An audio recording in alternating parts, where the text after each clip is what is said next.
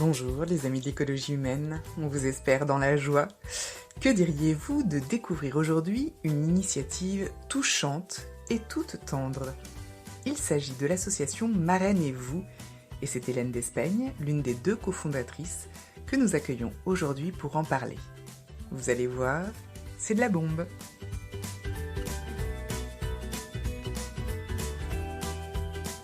Bienvenue dans ce podcast du courant pour une écologie humaine.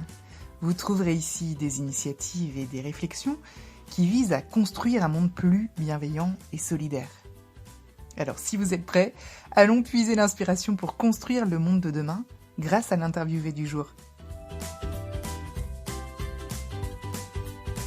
Bonjour Hélène Despeigne, merci d'être avec nous aujourd'hui pour nous faire découvrir cette initiative que vous avez cofondée, Marraine et vous. Alors dites-nous, qui êtes-vous ?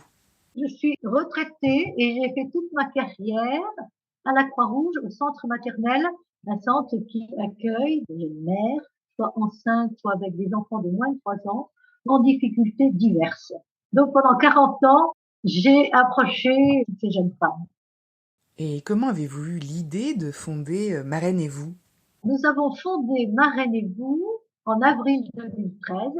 C'est la date de dépôt des statuts. Marie-Astrid Goldy et moi-même, nous travaillions toutes les deux au centre maternel de la Croix-Rouge, donc qui recevait des jeunes mères en difficulté. Et nous étions d'abord émerveillés de tout ce qu'on faisait pour ces jeunes femmes, mais à la sortie du centre maternel, ces jeunes femmes nous disaient, si vous saviez comme c'est dur quand on sort d'un séjour d'un an ou d'un an et demi, il y a des professionnels 24 heures sur 24, c'est quand même pas rien, on se trouve tout seul dans notre appartement avec notre enfant. Et c'est ça le plus dur. Et alors nous, Marie-Astrid et moi, ça nous interpellait. Vraiment, on disait, mais qu'est-ce qu'on pourrait faire? Et j'avais rencontré 2 situations de jeunes femmes, une en particulier qui m'a vraiment beaucoup touchée. Elle a eu un petit bébé et on est resté en contact même après son départ. Et elle était très épaulée par une famille nantaise que je connaissais aussi. Et cette jeune femme m'a invitée au mariage de sa fille que j'avais vu naître.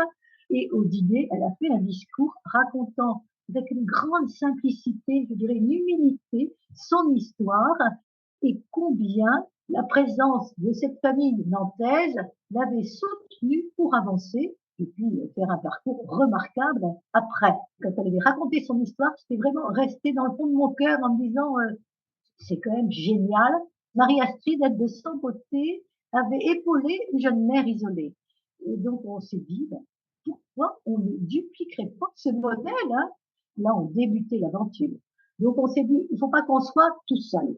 On a réuni autour de nous un petit groupe de gens du médico-social. Il y avait vraiment tout le panel des professionnels de la petite enfance et de l'éducation spécialisée. Et on a imaginé les familles marraines, ce qu'il faudrait leur apporter pour qu'elles puissent être un soutien sans être le sauveur et le donneur de conseils. On s'est dit, quelle filleule on prend? Est-ce qu'on est capable de prendre n'importe qui, des plus fragiles ou pas? Il faut qu'on fasse attention. Nos familles bénévoles, faut pas qu'on les tue, hein. Enfin bref, on a écrit, réfléchi. Et puis, en avril 2013, on s'est dit, allez, on y va.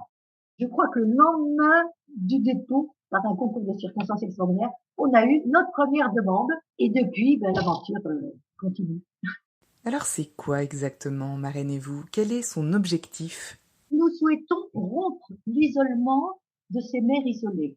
Il y a 1 million de mères isolées en France. C'est complètement dingue, hein. Et quand on dit isolée, c'est vraiment isolé. C'est des jeunes femmes qui partent à la maternité toutes seules en taxi et qui reviennent 3 jours après chez elles. Rien n'a changé chez elles et elles redescendent avec le nouveau-né pour aller acheter les couches et le lait et de quoi manger. C'est un isolement profond.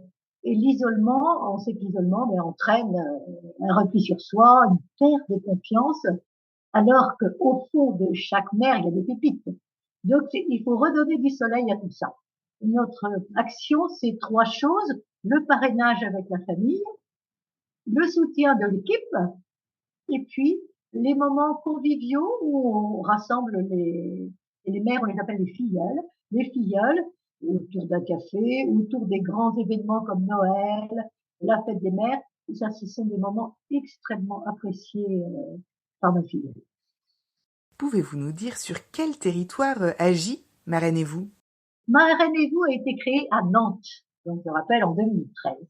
La seconde antenne, donc on a créé Île-de-France, où vous imaginez que le nombre de mères isolées est gigantesque. Donc on ne peut absolument pas répondre à tout.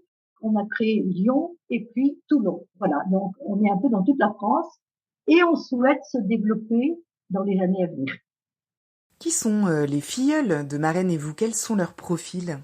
Quel profil de jeune femme? On a vraiment de tout. C'est vrai que quand nous avons pensé avec Marie-Astrid, Marraine et vous, on était persuadés que nous allions avoir beaucoup de jeunes femmes très jeunes qui se trouvaient complètement isolées avec un bébé qui arrive quand on a une vingtaine d'années et puis pas du tout. On a beaucoup de jeunes femmes en fait plus âgées et de toutes sortes. Donc on a des jeunes femmes très fragilisées par une histoire difficile, faite de rupture, de violence. Donc il y a peut-être même 50% de jeunes femmes qui ont ce profil-là. Ils ont vraiment fragilisé. Et ça, c'est à prendre en compte. Et puis, on a pas mal de jeunes femmes qui, à l'âge de 40 ans, se disent, là, là, j'ai pas eu d'enfant. Elles se disent, il faut que j'ai un enfant, sans se rendre compte que ça va complètement transformer leur vie quotidienne. Hein, la charge surtout d'un enfant. Quand on est seul, ça change. Donc ces jeunes femmes qui avaient tout un tas d'amis un peu bling-bling, vous savez, elles se trouvent coupées, complètement isolées. Souvent, c'est des jeunes femmes qui ont une profession remarquable, hein, donc pas de problème de logement ou de finances. Généralement, elles n'ont pas de famille.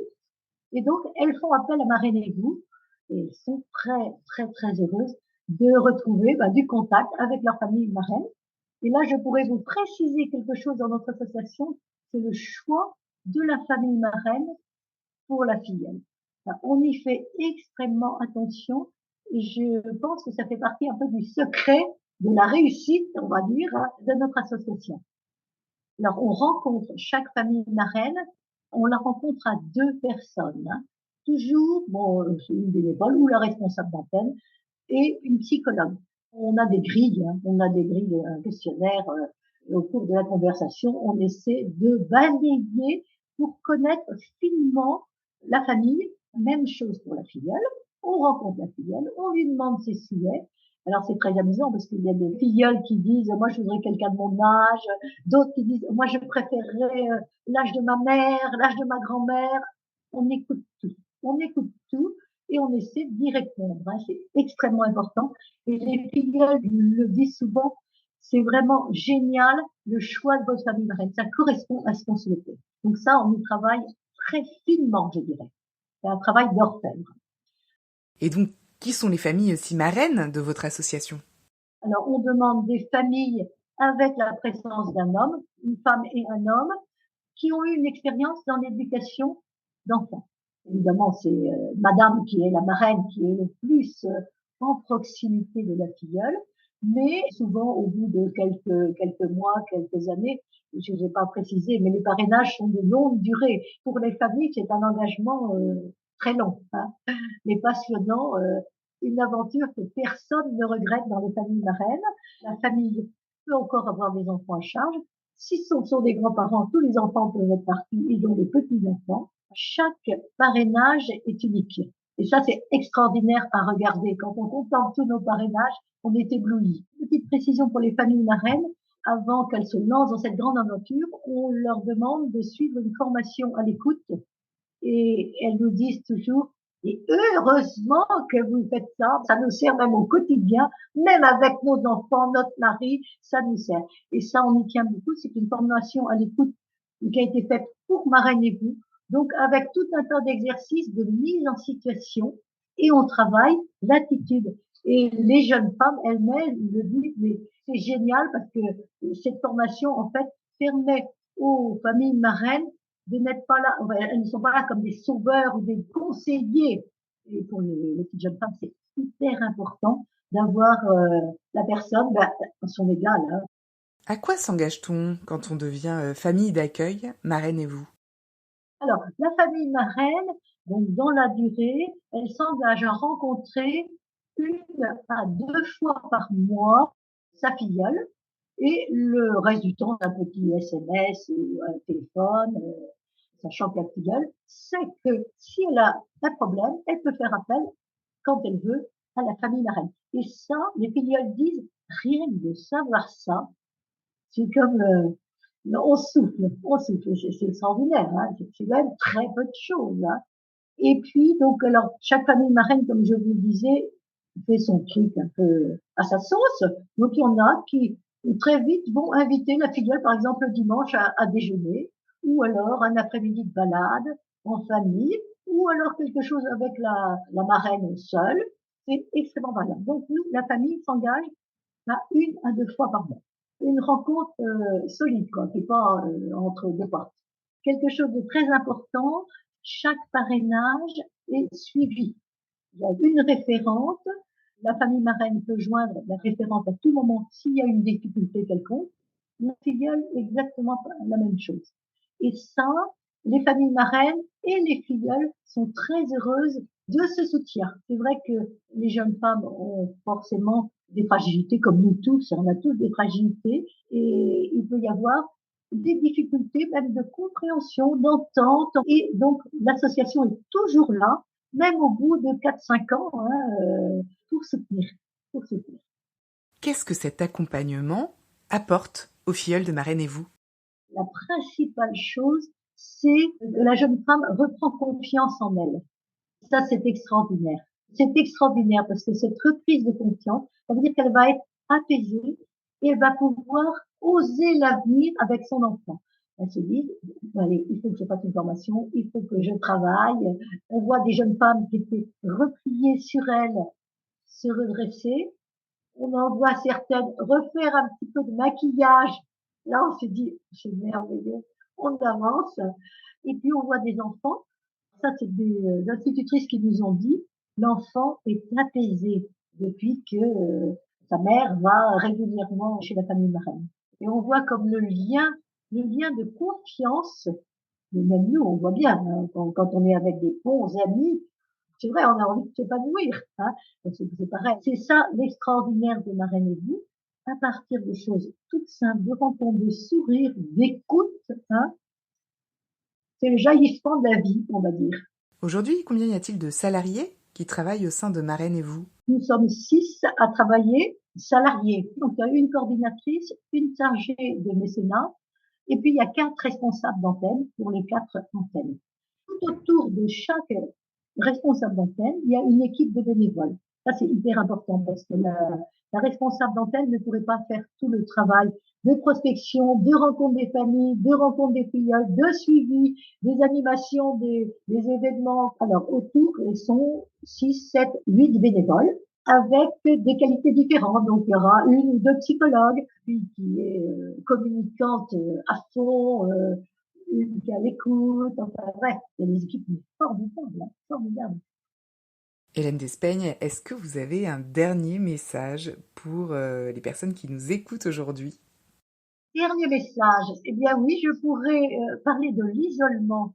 L'isolement n'est pas simplement chez les mères isolées, l'isolement il peut être aussi chez les gens âgés. Et là, il y a un travail considérable à faire pour que la vieillesse soit entrecoupée de petites visites, de sourires, de bavardage. En fait, qu'on soit capable, même dans la rue, de se dire bonjour, de dire pardon, et vraiment que le sourire revienne sur tous les visages, et on verra à ce moment-là la violence s'apaiser.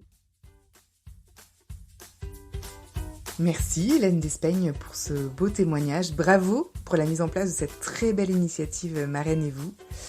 Et vous avez bien raison de le souligner, nous avons tous en nos mains le super pouvoir de briser l'isolement des personnes autour de nous.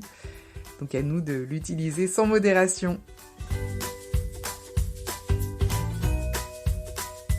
Chers auditeurs, merci de votre écoute. Si vous avez apprécié cet épisode, n'hésitez vraiment pas à le partager autour de vous. Pour suivre nos actus ou vous abonner à notre newsletter, on vous donne rendez-vous sur www.ecologihumaine.eu. À très bientôt donc.